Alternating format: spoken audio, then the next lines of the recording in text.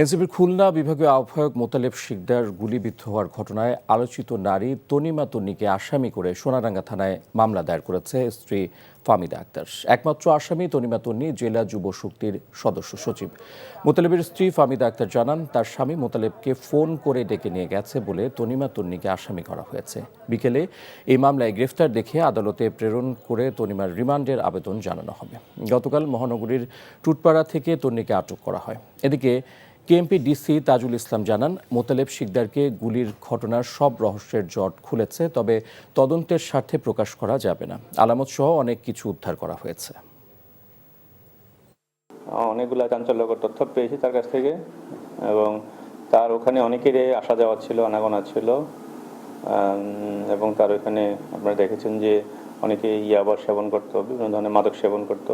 কারা গুলি করেছে এখন আমরা তদন্তের স্বার্থে বলছি না, বাট আমরা নাম পেয়েছি, আমরা তাদেরকে অতি শীঘ্রই গ্রেফতার করব।